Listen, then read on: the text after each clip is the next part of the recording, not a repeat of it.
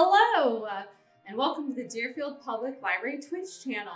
I'm Anne, and today we are hopefully going to finish book 1 of the Fellowship of the Ring. So last time, the hobbits had a confab with Strider, who they found out is Aragorn, the son of Arathorn, but they don't know much more yet, except for the fact he carries a broken sword. And then they left Bree. They got a new pony named, I don't know if they've officially named him yet. He's going to be named Bill.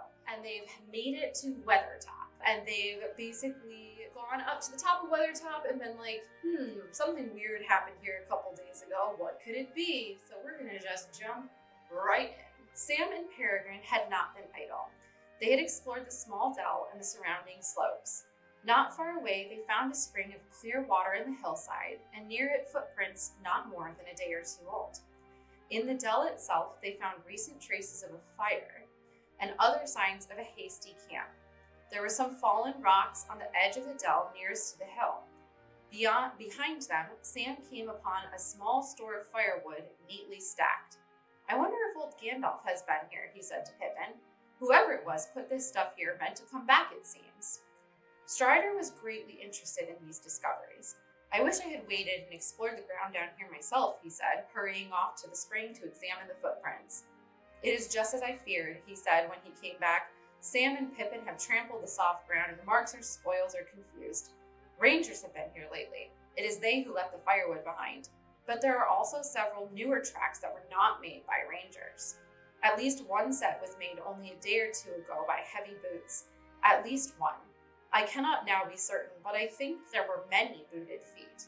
He paused and stood in anxious thought. Each of the hobbits saw in his mind a vision of the cloaked and booted riders. If the horsemen had already found the dell, the sooner Strider led them somewhere else, the better. Sam viewed the hollow with great dislike, now that he had heard news of their enemies on the road only a few miles away. "Hadn't we better clear out quick, Mr. Strider?" he asked impatiently. "It is getting late, and I don't like this hole. It makes my heart sink somehow." "Yes, we certainly must decide what to do at once," answered Strider, looking up and considering the time and the weather. "Well, Sam," he said at last, "I do not like this place either, but I cannot think of anywhere better that we could reach before nightfall. At least we are out of sight for the moment, and if we moved, we should be much more likely to be seen by spies. All we could do would be to go right out of our way back north on this side of the line of hills, where the land is all much the same as it is here. The road is watched, but we should have to cross it if we tried to take cover in the thickets away to the south. On the north side of the road, beyond the hills, the country is bare and flat for miles." "Can the riders see?" asked Mary. "I mean, they seem usually to have used their noses rather than their eyes, smelling for us, if smelling is the right word, at least in the daylight. But you made us lie down flat when you saw them down below, and now you talk of being seen if we move." "I was too careless on the hilltop," answered Strider. "I was very anxious to find some sign of Gandalf, but it was a mistake for 3 of us to go up and stand there so long. For the black horses can see, and the riders can use men and other creatures as spies, as we found at Bray. They themselves do not see the world of light as we do, but our shapes cast shadows in their minds, which only the noon sun destroys, and in the dark they perceive many signs and forms that are hidden from us. Then they are the most to be feared. And at all times they smell the blood of living things, desiring and hating it. Senses, too, there are other than sight or smell.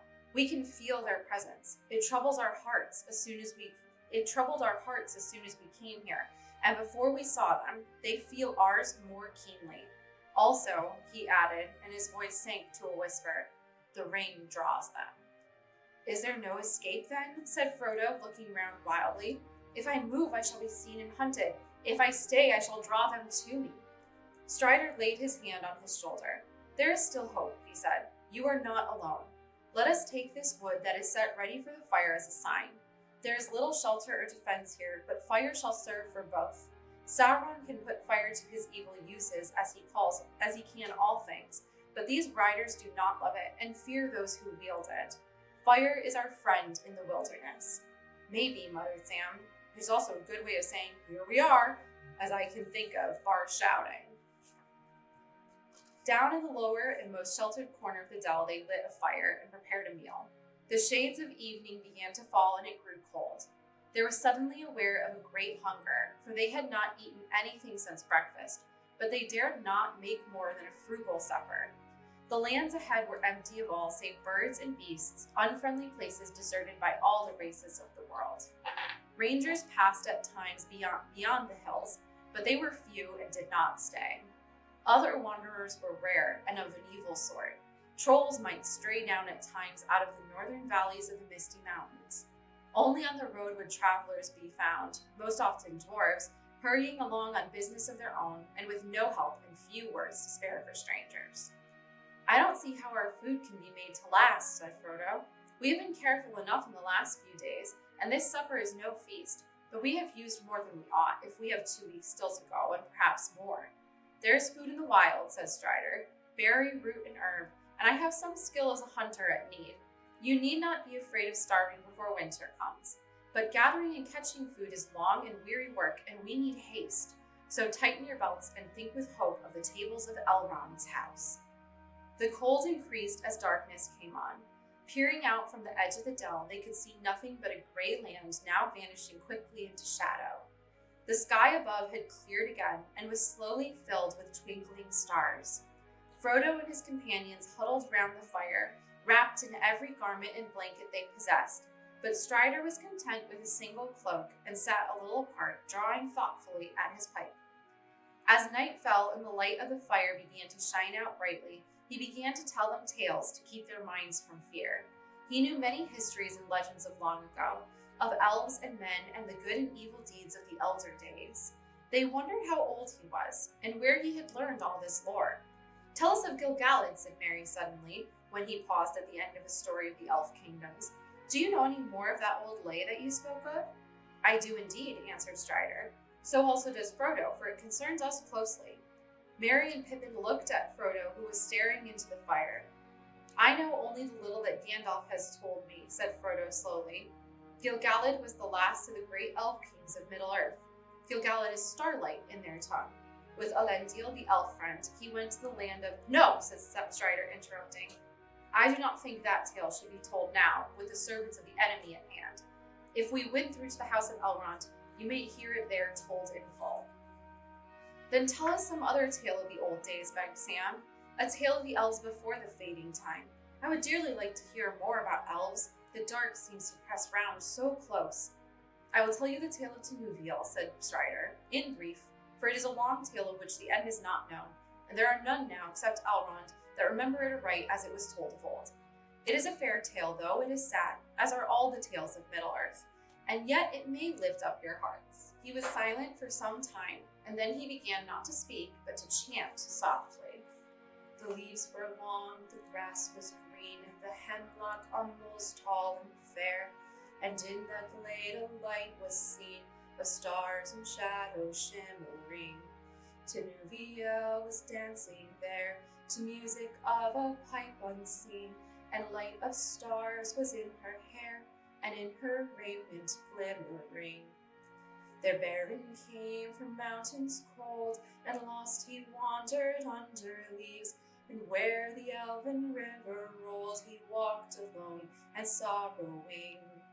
He peered between the hemlock leaves, and saw in wonder flowers of gold upon her mantle and her sleeves, and her hair like shadow following. Enchantment healed his weary feet that over hills were doomed to roam, and forth he hastened strong and fleet, and grasped at moonbeams glistening. Through woven woods and elven homes she lightly fled on dancing feet, and left him lonely still to roam in the silent forest listening.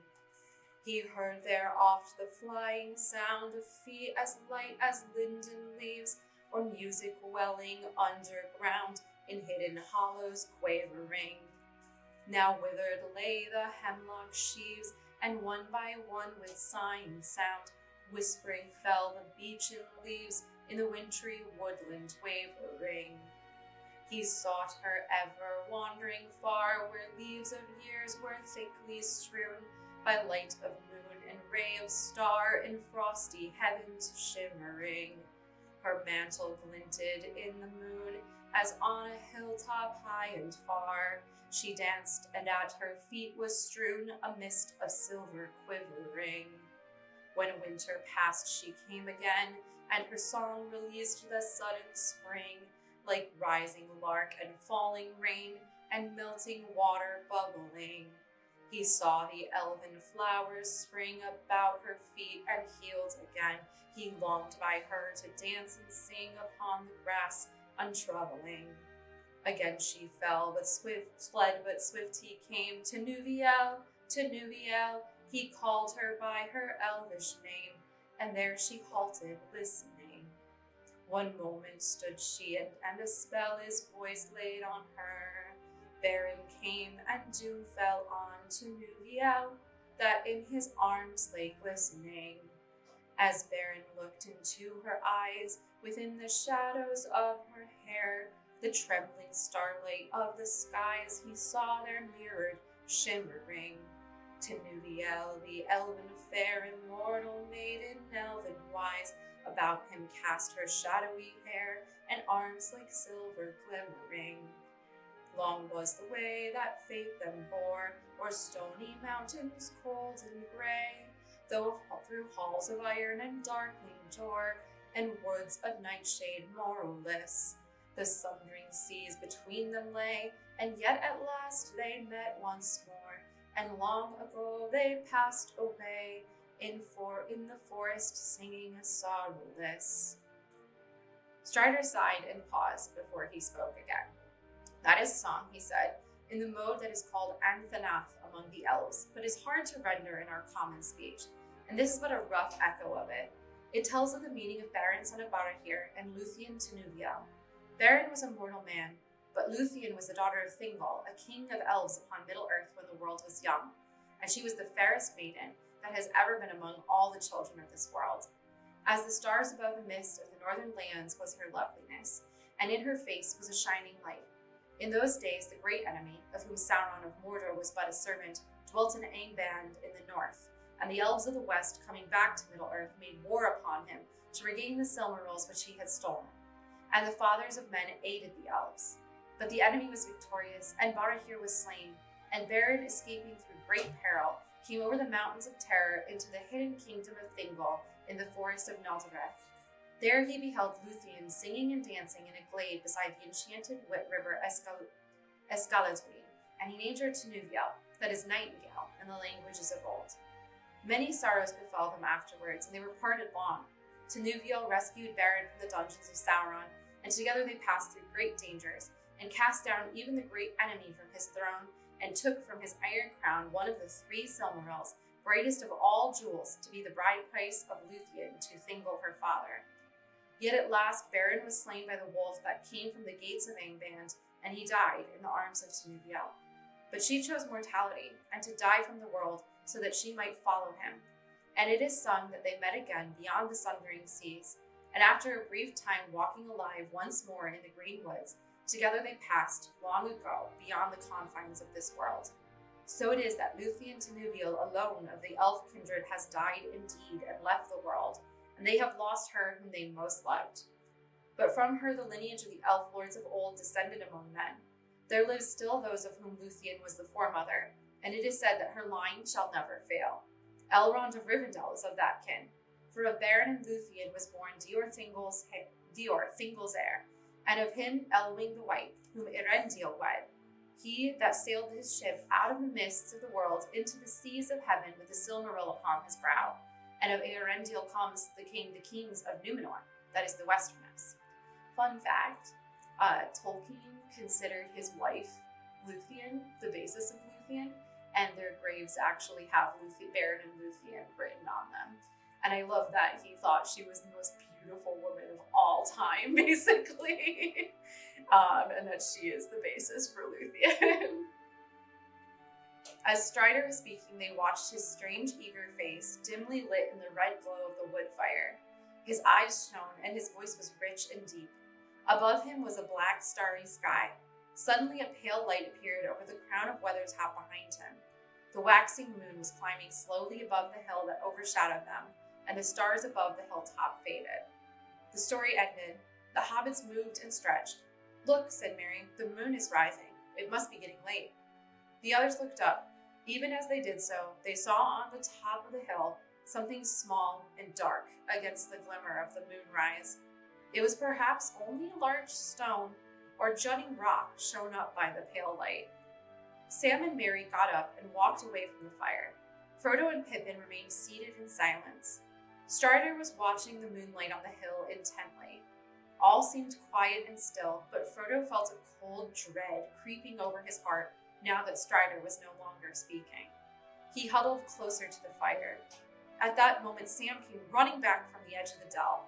"I don't know what it is," he said, "but I suddenly felt afraid. I dursn't go outside this dell safe for any money. I felt that something was creeping up the slope." "Did you see anything?" asked Frodo, springing to his feet. "No, sir, I saw nothing, but I didn't stop to look." "I saw something," said Merry, "or I thought I did, away westwards where the moonlight was falling on the flats beyond the shadows of the hilltops. I thought there were 2 or 3 black shapes.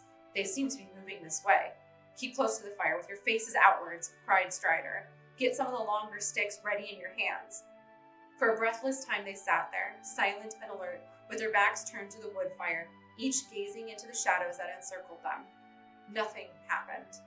There was no sound or movement in the night. Frodo stirred, feeling that he must break the silence. He longed to shout out aloud. "Hush," whispered Strider.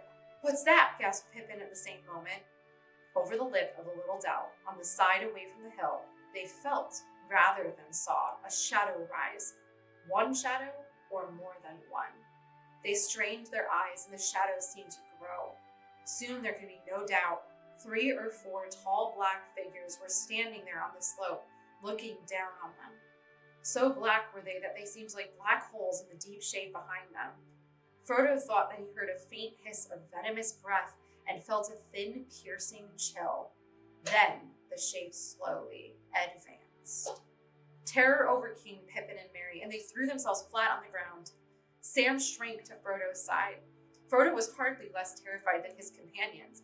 He was quaking as if he was bitter cold, but his terror was swallowed up in a sudden temptation to put on the ring. The desire to do this laid hold of him, and he could think of nothing else. He did not forget the barrow nor the message of Gandalf, but something seemed to be compelling him to disregard all warnings, and he longed to yield. Not with the hope of escape or of doing anything either good or bad. He simply felt that he must take the ring and put it on his finger. He could not speak. He felt Sam looking at him as if he knew that his master was in some great trouble, but he could not turn towards him.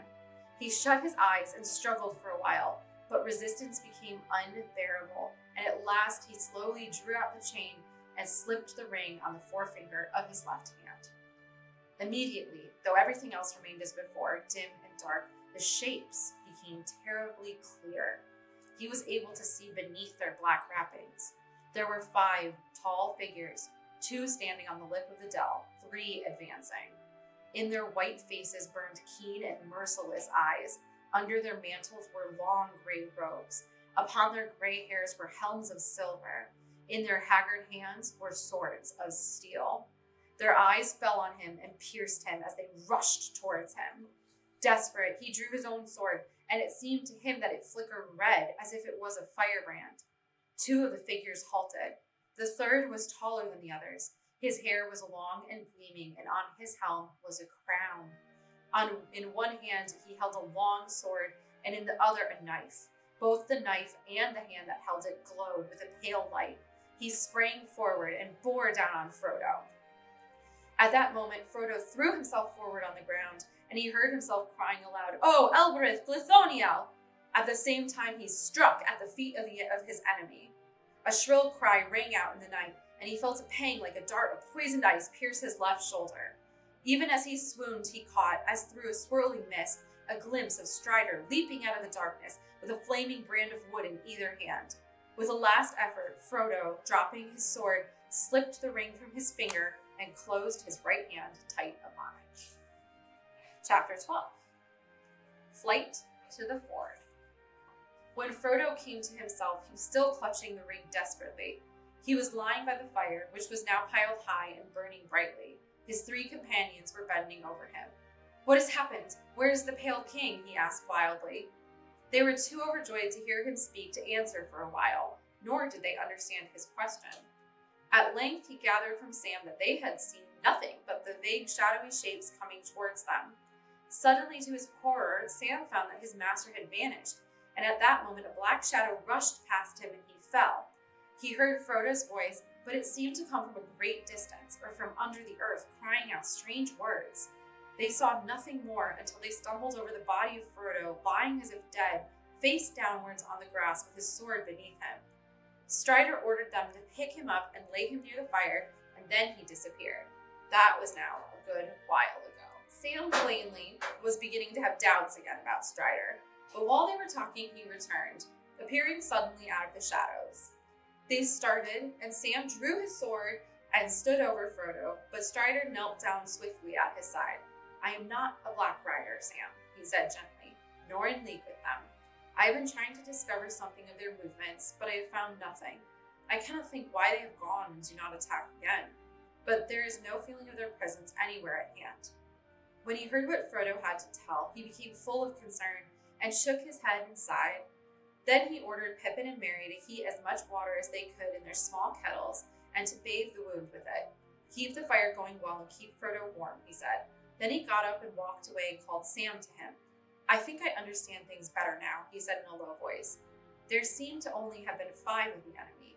Why they were not all here, I don't know, but I don't think they expected to be resisted. They have drawn off for the time being, but not far, I fear. They will come again another night if we cannot escape. They're only waiting because they think that their purpose is almost accomplished and that the ring cannot fly much further. I fear, Sam, that they believe your master has a deadly wound that will subdue him to their will. We shall see." Sam choked with tears. "Don't despair," said Strider. "You must trust me now. Your Frodo is made of sterner stuff than I had guessed, though Gandalf hinted that it might prove so. He is not slain, and I think he will resist the evil power of the wound longer than his enemies expect. I will do all I can to help and heal him. Guard him well while I am away." He hurried off and disappeared again into the darkness. Frodo dozed, though the pain of his wound was slowly growing, and a deadly chill was spreading from his shoulder to his arm and side. His friends watched over him, warming him and bathing his wound. The night passed slowly and wearily. Dawn was growing in the sky, and the dell was filling with gray light when Strider at last returned. "Look," he cried, and stooping he lifted from the ground a black cloak that had lain there hidden by the darkness. A foot above the lower hem there was a slash. "This was the stroke of Frodo's sword," he said. "The only hurt that it did to his enemy, I fear, for it is unharmed, but all blades perish that pierced that dreadful king. More deadly to him was the name of Elbereth, and more deadly to Frodo was this." He stooped again and lifted up a long, thin knife. There was a cold gleam in it.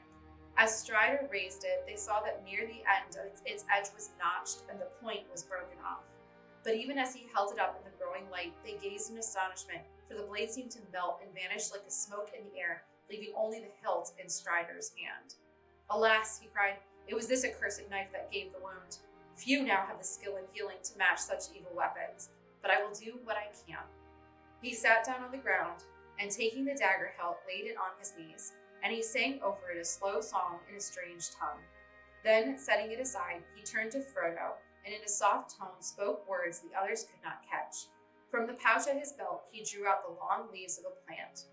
"These leaves," he said, "I have walked far to find, for this plant does not grow in these bare hills, but in the thickets away south of the road I found it in the dark by the scent of its leaves."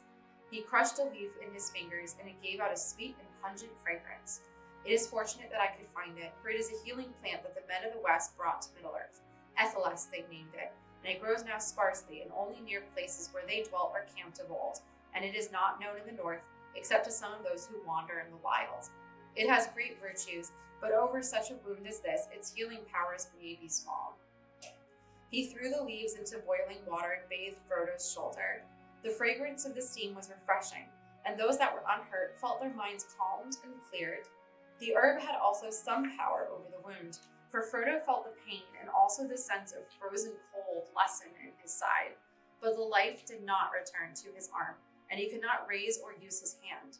He bitterly regretted his foolishness and reproached himself for his weakness of will, for he now perceived that in putting on the ring, he obeyed not his own desire, but the commanding wish of his enemies. He wondered if he would remain maimed for life, and how they would now manage to continue their journey. He felt too weak to stand. The others were discussing this very question. They quickly decided to leave Weathertop as soon as possible.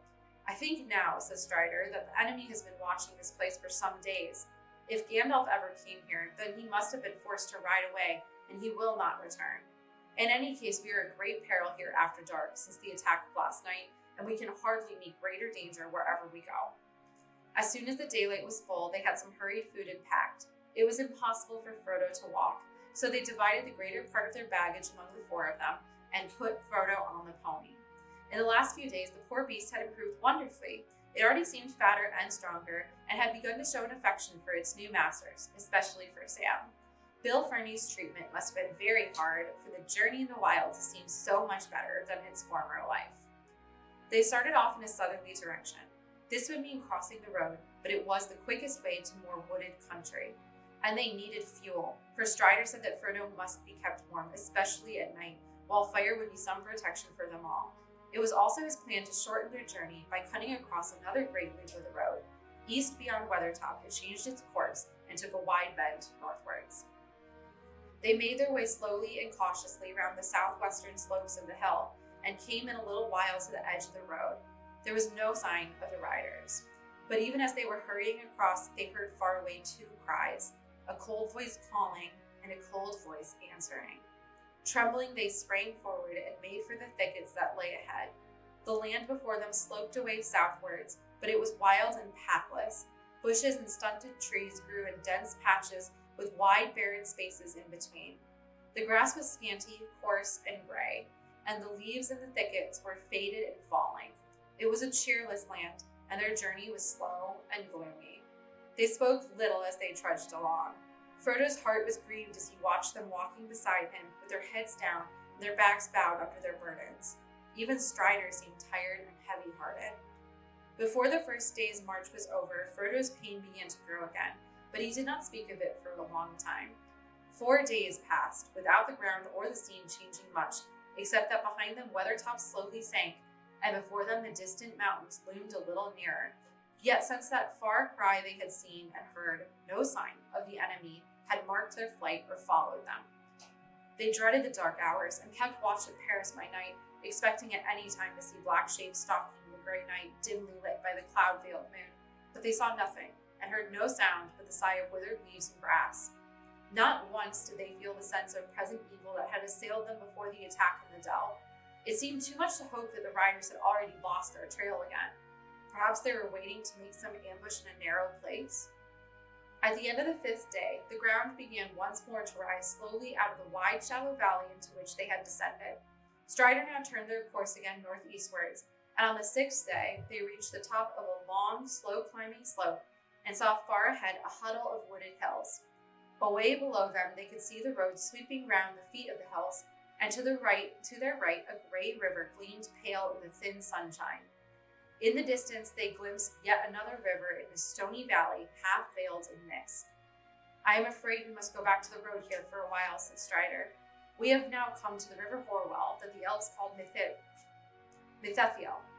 It flows down out of the Etten Moors, the Troll Fells north of Rivendell, and joins the Loud Water away to the south. Some call it the Grey Flood after that. It is a great water before it finds the sea. There is no way over it below its sources in the Etten Moors, except by the last bridge on which the road crosses." "What is the other river that we can see far away there?" asked Merry. "That is Loudwater, the Brunnen of Rivendell," answered Strider. "The road runs along the edge of the hills for many miles from the bridge to the fort of Brunnen, but I have not yet thought how we shall cross that water. One river at a time. We shall be fortunate indeed if we do not find the last bridge held against us." Oof. Next day, early in the morning, they came down again to the borders of the road. Sam and Strider went forward, but they found no signs of any travelers or riders. Here, under the shadow of the hills, there had been some rain. Strider judged that it had fallen 2 days before and had washed away all footprints. No horsemen had passed since then, as far as he could see. They hurried along with all the speed they could make, and after a mile or two, they saw the last bridge ahead at the bottom of a short, steep slope. They dreaded to see black figures raiding there, but they saw none. Strider made them take cover in a thicket at the side of the road while he went forward to explore. Before long, he came hurrying back. I could see no sign of the enemy, he said, and I wonder very much what that means. But I have found something very strange. He held out his hand and showed a single pale green jewel. I found it in the mud in the middle of the bridge, he said. It's a beryl, an elf stone. Whether it was set there or let fall by chance, I cannot say, but it brings hope to me. I will take it as a sign that we may pass the bridge, but beyond that, I dare not keep to the road without some clearer token. At once they went on again. They crossed the bridge in safety, hearing no sound but the water swirling against its three great arches. A mile further on, they came to a narrow ravine that led away northwards through the steep lands on the left of the road. Here Strider turned aside, and soon they were lost in a somber country of dark trees winding among the feet of sullen hills. The hobbits were glad to leave the cheerless lands and the perilous road behind them, but this new country seemed threatening and unfriendly. As they went forward, the hills about them steadily rose. Here and there upon heights and ridges they caught glimpses of ancient walls of stone and the ruins of towers. They had an ominous look. Frodo, who was not walking, had time to gaze ahead and to think. He recalled Bilbo's account of his journey and the threatening towers on the hills north of the road, in the country near the Troll's Wood, where his first serious adventure had happened. Frodo guessed that they were now in the same region, and wondered if by chance they would pass near the spot. Who lives in this land, he asked, and who built these towers? Is this troll country? No, said Strider. Trolls do not build. No one lives in this land. Men once dwelt here ages ago, but none remain now. They became an evil people, as legends tell, for they fell under the shadow of Angmar. But all were destroyed in the war that brought the North Kingdom to its end. But that is now so long ago that the hills have forgotten them, though his shadow still lies on the land. Where did you learn such tales if all the land is empty and forgetful? Asked Peregrine. The birds and beasts do not tell tales of that sort. The heirs of Elendil do not forget all things past, said Strider, and many more things than I can tell are remembered in Rivendell. Have you often been to Rivendell? Said Frodo. I have, said Strider. I dwelt there once, and I still return when I may. There my heart is, but it is not my fate to sit in peace, even in the fair house of Elrond. The hills now began to shut them in. The road behind held on its way to the river Bruinet, but both were now hidden from view. The travelers came into a long valley, narrow, deeply cloven, dark, and silent. Trees with old and twisted roots hung over cliffs and piled up behind into mounting slopes of pine wood. The hobbits grew very weary. They advanced slowly, for they had to pick their way through a pathless country, encumbered by fallen trees and tumbled rocks. As long as they could, they avoided climbing for Frodo's sake, and because it was in fact difficult to find any way up out of the narrow dells. They had been 2 days in this country when the weather turned wet. The wind began to blow steadily out of the west and pour the water of the distant seas on the dark heads of the hills in fine, drenching rain. By nightfall, they were all soaked, and their camp was cheerless, for they could not get any fire to burn. The next day, the hills rose still higher and steeper before them, and they were forced to turn away northwards out of their course. Strider seemed to be getting anxious. They were nearly 10 days out from Weathertop, and their stock of provisions was beginning to run low. It went on raining. That night, they camped on a stony shelf with a rock wall behind them, in which there was a shallow cave, a mere scoop in the cliff. Frodo was restless. The cold and wet had made his wound more painful than ever, and the ache and a sense of deadly chill took away all sleep. He lay tossing and turning and listening fearfully to the stealthy night noises. Wind in the chinks of rock, water dripping, a crack, the sudden rattling fall of a loosened stone. He felt that black shapes were advancing to smother him, but when he sat up, he saw nothing but the back of Strider sitting hunched up, smoking his pipe and watching. He lay down again and passed into an uneasy dream in which he walked on the grass in his garden in the Shire, but it seemed faint and dim, less clear than the tall black shadows that stood looking over the hedge. In the morning he woke to find that the rain had stopped. The clouds were still thick, but they were breaking, and pale strips of blue appeared between them. The wind was shifting again. They did not start early. Immediately after their cold and comfortless breakfast, Strider went off alone, telling the others to remain under the shelter of the cliff until he came back. He was going to climb up if he could and get a look at the lie of the land. When he returned, he was not reassuring. We have come too far to the north, he said, and we must find some way to turn back southwards again. If we keep on as we are going, we shall get up into the Ettendales far north of Rivendell.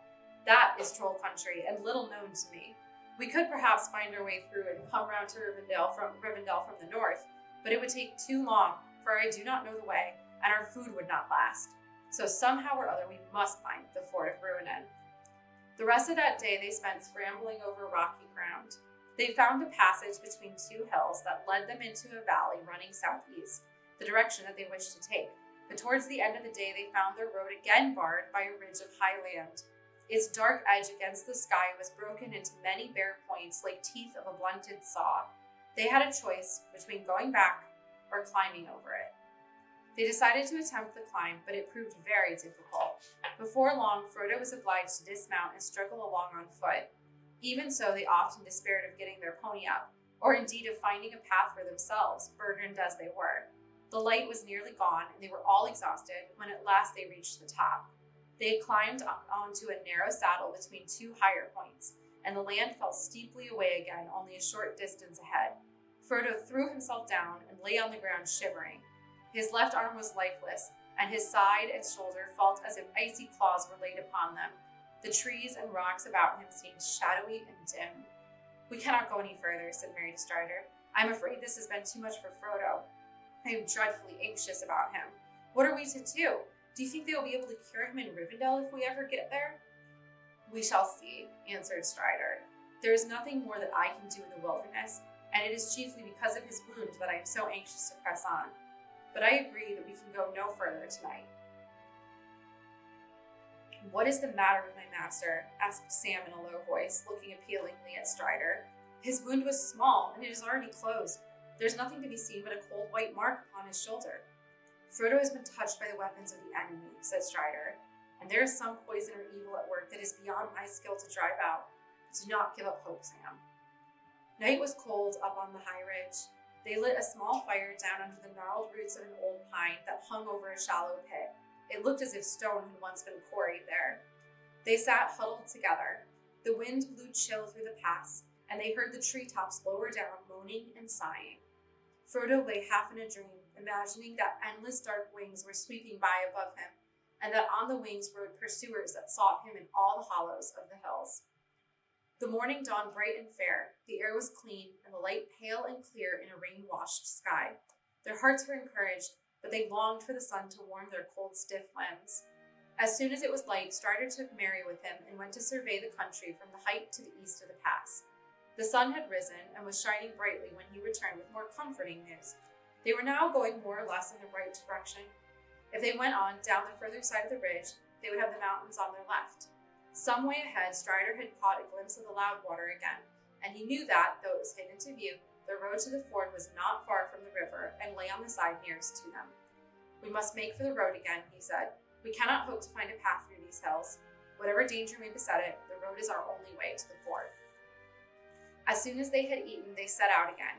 They climbed slowly down the southern side of the ridge, but the way was much easier than they had expected, for the slope was far less steep on this side, and before long, Frodo was able to ride again. Bill Ferny's poor old pony was developing an unexpected talent for picking out a path and for sparing its rider as many jolts as possible. What a good horse. The spirits of the party rose again. Even Frodo felt better in the morning light, but every now and then a mist seemed to obscure his sight and he passed his hands over his eyes. Pippin was a little ahead of the others. Suddenly he turned round and called to them. "There's a path here," he cried. When they came up with him, they saw he had made no mistake. There were clearly the beginnings of a path that climbed with many windings out of the woods below and faded away on the hilltop behind. In places it was now faint and overgrown, or choked with fallen stones and trees, but at one time it seemed to have been much used. It was a path made by strong arms and heavy feet. Here and there old trees had been cut or broken down, and large rocks cloven or heaved aside to make a way. They followed the track for some while, for it offered much the easiest way down, but they went cautiously, and their anxiety increased as they came into the dark woods, and the path grew plainer and broader. Suddenly coming out of a belt of fir trees, it ran steeply down a slope, and turned sharply to the left round the corner of a rocky shoulder of the hill. When they came to the corner, they looked round, and saw that the path ran on over a level strip under the face of a low cliff overhung with trees. In the stony wall there was a door hanging crookedly ajar upon one great hinge. Outside the door they all halted. There was a cave or rock chamber behind, but in the gloom inside nothing could be seen. Strider, Sam, and Mary, pushing with all their strength, managed to open the door a little wider, and then Strider and Mary went in. They did not go far, for on the floor lay many old bones, and nothing else was to be seen near the entrance except some great empty jars and broken pots. "Surely this is a troll hole, if ever there was one," said Pippin. "Come out, you two, and let us get away. Now we know who made the path, and we had better get off it quick." "There is no need, I think," said Strider, coming out. "It is certainly a troll hole, but it seems to have been long forsaken. I don't think we need be afraid, but let us go down warily, and we shall see." The path went on again from the door, and turning to the right again across the level space plunged down a thick wooded slope. Pippin, not liking to show Strider that he was still afraid, went on ahead with Mary. Sam and Strider came behind, one on each side of Frodo's pony, for the path was now broad enough for 4 or 5 hobbits to walk abreast. But they had not gone very far before Pippin came running back, followed by Mary. They both looked terrified. "There are trolls," Pippin panted, "down in the clearing in the woods not far below. We got a sight of them through the tree trunks. They are very large." "We will come and look at them," said Strider, picking up a stick. Frodo said nothing, but Sam looked scared. The sun was now high, and it shone down through the half-stripped branches of the trees and lit the clearing with bright patches of light. They halted suddenly on the edge and peered through the tree trunks, holding their breaths. There stood the trolls, 3 large trolls. One was stooping, and the other 2 stood staring at him. Strider walked forward unconcernedly. "Get up, old stone," he said, and broke his stick upon the stooping troll. Nothing happened. There was a gasp of astonishment from the hobbits, and then even Frodo laughed. "Well," he said, "we are forgetting our family history. These must be the very 3 that were caught by Gandalf quarreling over the right way to cook 13 dwarves and 1 hobbit." "I had no idea we were anywhere near the place," said Pippin. He knew the story well. Bilbo and Frodo had told it often, but as a matter of fact, he had never more than half believed it. Even now, he looked at the stone trolls with suspicion, wondering if some magic might not suddenly bring them to life again. "You are forgetting not only your family history, but all you ever knew about trolls," said Strider. "It is broad daylight with a bright sun, and yet you come back trying to scare me with a tale of live trolls waiting for us in this glade. In any case, you might have noticed that one of them has an old bird's nest behind his ear. That would be a most unusual ornament for a live troll." They all laughed. Frodo felt his spirits reviving. The reminder of Bilbo's first successful adventure was heartening. The sun, too, was warm and comforting, and the mist before his eyes seemed to be lifting a little. They rested for some time in the glade and took their midday meal right under the shadow of the troll's large legs. "Won't somebody give us a bit of a song while the sun is high?" said Mary when they had finished. "We haven't had a song or a tale for days." "Not since Weathertop," said Frodo. The others looked at him. "Don't worry about me," he added. "I feel much better, but I don't think I could sing. Perhaps Sam could dig something out of his memory." "Come on, Sam," said Mary. "There's more stored in your head than you let on about." "I don't know about that," said Sam. "But how would this do? It ain't what I call proper poetry, if you understand me, just a bit of nonsense, but these old images here brought it to my mind." Standing up with his hands behind his back as if he was at school, he began to sing an old tune. Troll sat alone on a seat of stone and munched and mumbled a bare old bone. For many a year he had gnawed it near, for meat was hard to come by. Done by, gum by, in a cave in the hills he dwelt alone, and meat was hard to come by. Up came Tom with his big boots on, said he to the troll, "Pray what is yon? For it looks like the shin of my old Uncle Tim, as should be lying in a graveyard. Caveyard, paveyard, this many a year has Tim been gone, and I thought he was lying in a graveyard." "My lad," said the troll, "this bone I stole, but what be bones that lie in a hole? Thine uncle was dead as a lump of lead, afore I found his shin bone. Thin bone, tin bone, thin bone. He can spare a share for a poor old troll, for he don't need his shin bone." Said Tom, "I don't see why the likes of thee, without asking leave, should go making free with the shank or the shin of my father's kid, so hand the old bone over. Rover, trover, though dead he be, it belongs to he, so hand the old bone over." "For a couple of pins," says the troll, and grins, "I'll eat thee too, and gnaw thy shins. A bit of fresh meat will go down sweet, I'll try my teeth on thee now. He now, see now, I'm tired of gnawing old bones and skins, I've a mind to dine on thee now." But just as he thought his dinner was caught, he found his hands had hold of naught. Before he could mind, Tom slipped behind and gave him the boot to larn him. Warn him, darn him. A bump of the boot on the seat Tom thought would be the way to larn him. But harder than stone is the flesh and bone of a troll that sits in the hills all alone. As well set your boot to the mountains, root for the seat of a troll, don't feel it. Peel it, heal it. Old troll laughed when he heard Tom groan, and he knew his toes could feel it. Tom's leg is game since home he came, and his bootless foot is lasting lame. The troll don't care, and he's still there with a bone he boned from its owner. Donor, boner. Troll's old seat is still the same, and the bone he boned from its owner. Well, there's a warning to us all, laughed Mary. It is as well you used a stick and not your hand, Strider. Where did you come by that, Sam? Asked Pippin. I've never heard those words before. Sam muttered something inaudible. It's out of his own head, of course, said Frodo. I am learning a lot about Sam Gamgee on this journey. First he was a conspirator, now he's a jester. He'll end up by becoming a wizard, or a warrior. I hope not, said Sam. I don't want to be neither. In the afternoon they went on down the woods. They were probably following the very track that Gandalf, Bilbo, and the dwarves had used many years before. After a few miles, they came out on top of a high bank above the road. At this point, the road had left the Horwell far behind in its narrow valley, and now clung close to the feet of the hills, rolling and winding eastward among the woods and heather-covered slopes towards the ford and the mountains. Not far down the bank, Strider pointed out a stone in the grass. On it, roughly cut and now much weathered, could be seen dwarf runes and secret marks. There, said Mary. That must be the stone that marked the place where the troll's gold was hidden. How much is left of Bilbo's share, I wonder, Frodo? Frodo looked at the stone and wished that Bilbo had brought home no treasure more perilous nor less easy to part with. None at all, he said. Bilbo gave it all away. He told me he did not feel it was really his as it came from robbers. The road lay quiet under the long shadows of early evening. There was no sign of any other travelers to be seen. As there was now no other possible course for them to take, they climbed down the bank and turning left went off as fast as they could.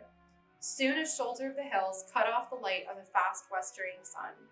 A cold wind flowed down to meet them from the mountains ahead. They were beginning to look out for a place off the road where they could camp for the night when they heard a sound that brought sudden fear back into their hearts, the noise of hoofs behind them. They looked back, but they could not see far because of the many windings and rollings of the road. As quickly as they could, they scrambled off the beaten way and up into the deep heather and bilberry brushwood on the slopes above until they came to a small patch of thick-growing hazels. As they peered out from among the bushes, they could see the road, faint and gray in the failing light, some 30 feet below them. The sound of hoofs drew nearer. They were going fast, with a light clippity-clippity-clip. Then faintly, as if it was blown away from them by the breeze, they seemed to catch a dim ringing, as of small bells tinkling. That does not sound like a Black Rider's horse, said Frodo, listening intently. The other hobbits agreed hopefully that it did not, but they all remained full of suspicion. They had been in fear of pursuit for so long that any sound from behind seemed ominous and unfriendly. But Strider was now leaning forward, stooped to the ground, with a hand to his ear and a look of joy on his face. The light faded and the leaves on the bushes rustled softly. Clearer and nearer now the bells jingled, and clippity-clip came the quick trotting feet. Suddenly into view below came a white horse, gleaming in the shadows, running swiftly. In the dusk its headstall flickered and flashed as if it were studded with gems like living stars. The rider's cloak streamed behind him, and his hood was thrown back. His golden hair flowed shimmering in the wind of his speed. To Frodo it appeared that a white light was shining through the form and raiment of the rider, as if through a thin veil. Strider sprang from hiding and dashed down towards the road, leaping with a cry through the heather. But even before he had moved or called, the rider had reined in his horse and halted, looking up towards the thicket where they stood. When he saw Strider, he dismounted and ran to him, calling out, "Aina vedui Dunadan, my Gowanin." His speech and clear ringing voice left no doubt in their hearts. The rider was of the elven folk. No others that dwelt in the wide world had voices so fair to hear. But there seemed to be a note of haste or fear in his call, and they saw that he was now speaking quickly and urgently to Strider. Soon Strider beckoned to them, and the hobbits left the bushes and hurried down to the road. "This is Glorfindel, who dwells in the house of Elrond," said Strider. "Hail, and well met at last," said the elf lord to Frodo. "I was sent from Rivendell to look for you. We feared that you were in danger upon the road." "Then Gandalf has reached Rivendell?" cried Frodo joyfully. "No, he has not when I departed, but that was 9 days ago," answered Glorfindel. "Elrond received news that troubled him. Some of my kindred, journeying in your land beyond the Barad-dûn, that is the Brandywine River, learned that things were amiss and sent messages as swiftly as they could. They said that the Nine were abroad, and that you were astray bearing a great burden without guidance, for Gandalf had not returned. There are few even in Rivendell that can ride openly against the Nine, but such as there were Elrond sent out, north, west, and south. It was thought that you might turn far aside to avoid pursuit and become lost in the wilderness. It was my lot to take the road, and I came to the bridge of Mithethiel, and left a token there nigh on 7 days ago. 3 of the servants of Sauron were upon the bridge, but they withdrew, and I pursued them westward. I came also upon 2 others, but they turned away southwards. Since then I have searched for your trail. 2 days ago I found it, and followed it over the bridge, and today I marked where you descended from the hills again. But come, there is no time for further news. Since you are here, we must risk the peril of the road and go. There are 5 behind us, and when they find your trail upon the road, they will ride after us like the wind. And they are not all. Where the other 4 may be, I do not know. I fear that we may find the ford is already held against us. While Glorfindel was speaking, the shades of evening deepened. Frodo felt a great weariness come over him. Ever since the sun began to sink, the mist before his eyes had darkened, and he felt that a shadow was coming between him and the faces of his friends. Now pain assailed him, and he felt cold. He swayed, clutching at Sam's arm. "My master is sick and wounded," said Sam angrily. "He can't go on riding after nightfall. He needs rest." Glorfindel caught Frodo as he sank to the ground, and taking him gently in his arms, he looked in his face with grave anxiety. Briefly, Strider told of the attack on their camp under Weathertop and of the deadly knife. He drew out the hilt which he had kept and handed it to the elf. Glorfindel shuddered as he took it, but he looked intently at it. "There are evil things written on this hilt," he said, "though maybe your eyes cannot see them. Keep it, Aragorn, until we reach the house of Elrond. But be wary and handle it as little as you may." "Alas, the wounds of this weapon are beyond my skills to heal. I will do what I can, but all the more do I urge you now to go on without rest." He searched the wound on Frodo's shoulder with his fingers, and his face grew graver, as if what he learned disquieted him. But Frodo felt the chill lessen in his side and arm. A little warmth crept down from his shoulder to his hand, and the pain grew easier. The dusk of evening seemed to grow lighter about him, as if a cloud had been withdrawn. He saw his friends' faces more clearly again, and a measure of new hope and strength returned. "You shall ride my horse," said Glorfindel. "I will shorten the stirrups up to the saddle skirts, and you may sit as tight as you can. But you need not fear. My horse will not let any rider fall that I command him to bear. His pace is light and smooth, and if danger presses too near, he will bear you away with a speed that even the black steeds of the enemy cannot rival." "No, he will not," said Frodo. "I shall not ride him if I am to be carried off to Rivendell or anywhere else, leaving my friends behind in danger." Glorfindel smiled. "I doubt very much," he said, "if your friends would be in danger if you were not with them. The pursuit would follow you and leave us in peace, I think. It is you, Frodo, and that which you bear that brings us all in peril."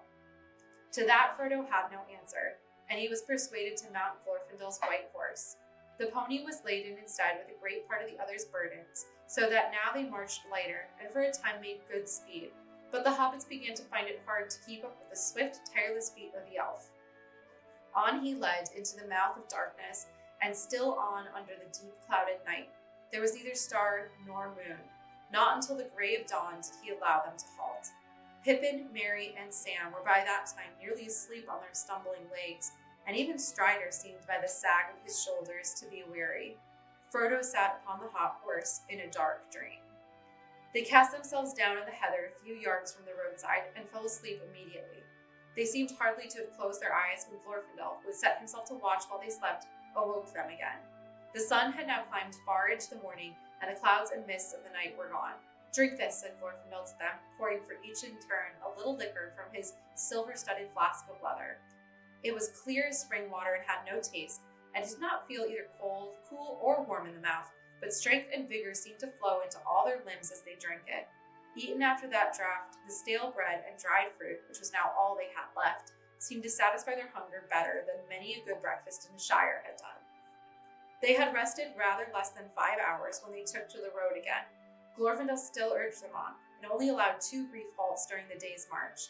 In this way they covered almost 20 miles before nightfall, and came to a point where the road bent right and ran down towards the bottom of the valley, now making straight for the Bruinen. So far, there had been no sign or sound of pursuit that the hobbits could see or hear. but often Glorfindel would halt and listen for a moment if they lagged behind, and a look of anxiety clouded his face. Once or twice, he spoke to Strider in the elf tongue. But however anxious their guides might be, it was plain that the hobbits could go no further that night. They were stumbling along dizzy with weariness and unable to think of anything but their feet and legs. Frodo's pain had redoubled, and during the day things about him faded to shadows of ghostly gray. He almost welcomed the coming of night, for then the world seemed less pale and empty. The hobbits were still weary when they set out again early the next morning. There were many miles yet to go between them and the ford, and they hobbled forward at the best pace they could manage. "Our peril will be greatest just ere we reach the river," said Glorfindel, "for my heart warns me that the pursuit is now swift behind us, and other danger may be waiting by the ford." The road was still running steadily downhill, and there was now in places much grass at either side, in which the hobbits walked when they could to ease their tired feet. In the late afternoon, they came to a place where the road went suddenly under the dark shadow of tall pine trees, and then plunged into a deep cutting with steep, moist walls of red stone.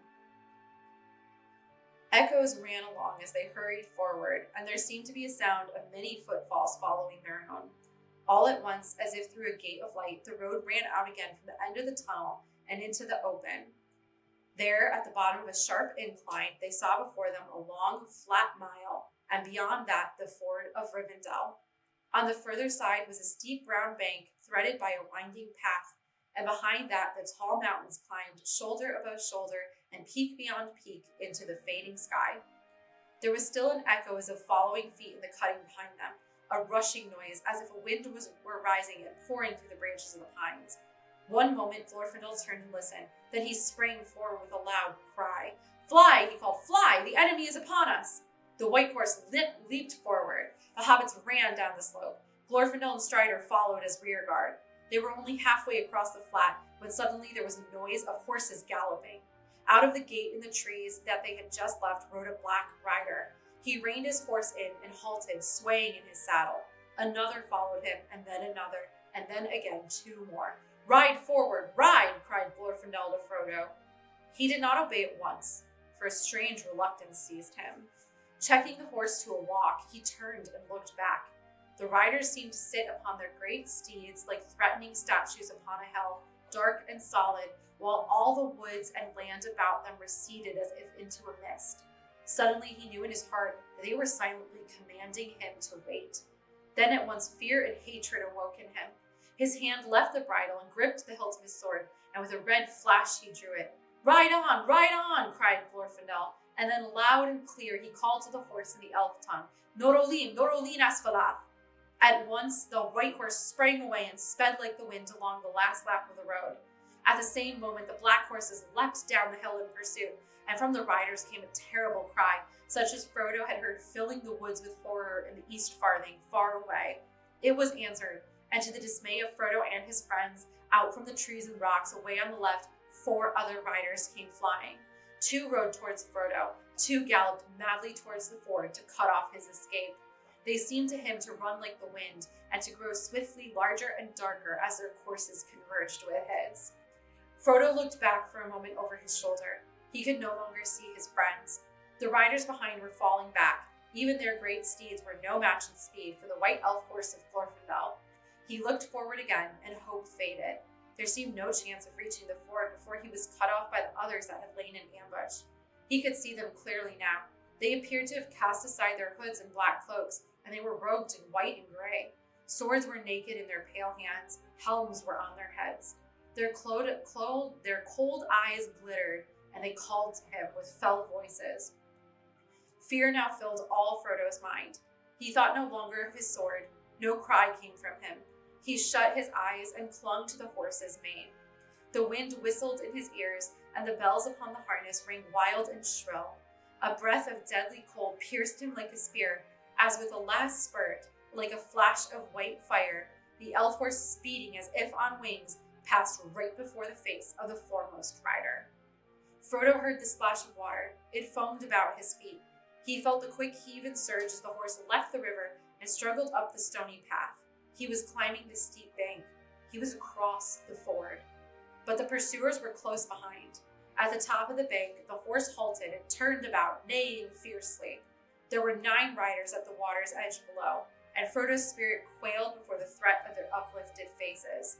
He knew nothing that would prevent them from crossing as easily as he had done, and he felt that it was useless to try to escape over the long, uncertain path from the ford to the edge of Rivendell if once the riders crossed. In any case, he felt that he was commanded urgently to halt. Hatred again stirred in him, but he had no longer the strength to refuse. Suddenly the foremost rider spurred his horse forward. It checked at the water and reared up. With great effort, Frodo sat upright and brandished his sword. "Go back," he cried. "Go back to the land of Mordor and follow me no more." His voice sounded thin and shrill in his own ears. The riders halted, but Frodo had not the power of Bombadil. His enemies laughed at him with a harsh and chilling laughter. Come back," they called. "To Mordor we will take you." "Go back," he whispered. The ring, they cried with deadly voices, and immediately their leader urged his horse forward into the water, followed closely by 2 others. "By Elbereth and Luthien the Fair," said Frodo with a last effort, lifting up his sword, "you shall have neither the ring nor me." Then the leader, who was now half across the ford, stood up menacing in his stirrups and raised up his hand. Frodo was stricken dumb. He felt his tongue cleave to his mouth and his heart laboring. His sword broke and fell out of his shaking hands. The elf horse reared and snorted. The foremost of the black horses had almost set foot upon the shore. At that moment, there came a roaring and a rushing, a noise of loud waters rolling many stones. Dimly, Frodo saw the river below him rise, and down along its course there came a plumed cavalry of waves. White flames seemed to Frodo to flicker on their crests, and he half fancied he saw amid the waters white riders upon white horses with frothing manes. The 3 riders that were still in the midst of the ford were overwhelmed. They disappeared, buried suddenly under angry foam. Those that were behind drew back in dismay. With his last failing senses, Frodo heard cries, and it seemed to him that he saw, beyond the riders that hesitated on the shore, a shining figure of white light, and behind it ran a small shadowy forms waving flames that flared red in the gray mist that was falling over the world. The black horses were filled with madness and leapt forward in terror, and leaping forward in terror, they bore their riders into the rushing flood. Their piercing cries were drowned in the roaring of the river as it carried them away. Then Frodo felt himself falling, and the roaring and confusion seemed to rise and engulf him together with his enemies. He heard and saw no more. And that's where we will end for today. That's the end of book 1 of Fellowship of the Rings. We're officially halfway through. Woo! If you missed part of today's presentation, or you want to catch up on our other lunchtime listens, all of these videos go up on our YouTube channel. So check that out. And today's video will be available on Twitch for the next week, and will also go up on Thursday on our YouTube page. So be sure to join me next week at 1:30 to find out whether or not Frodo survived, or if we gotta get a new ring bearer. So yeah, thank you so much, and have a great rest of your day. Bye!